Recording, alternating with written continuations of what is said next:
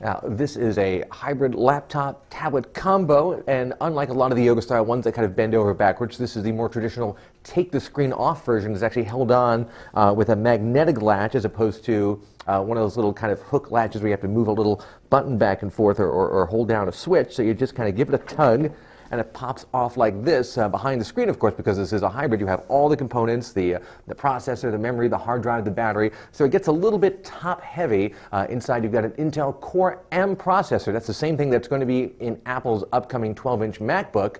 And that's good for having kind of a very light, very premium fanless design. It's not as fast as having a standard Core i series CPU. And frankly, battery life we found with the first couple of Core M systems we've tested has been okay. Not great, but okay. Certainly not as long as you'll get using a regular full power CPU with a larger laptop with a bigger battery.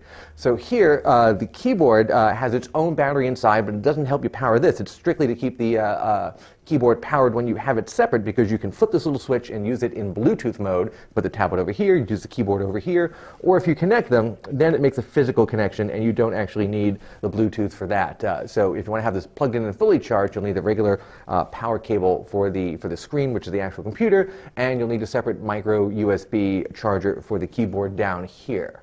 The T300 starts at a very reasonable $699, especially considering its metallic construction and fanless design. We've got a slightly upgraded version here that's got 8 gigs RAM instead of 4 and has a 2560 by 1440 resolution instead of the normal 1920 by 1080. All the models currently seem to have a 128 gig SSD.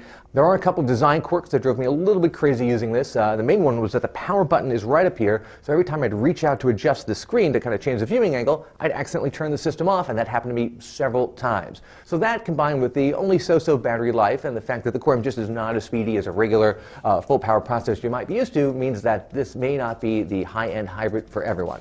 I'm Dan Ackman, and that is the Asus Transformer Book T300 Chi.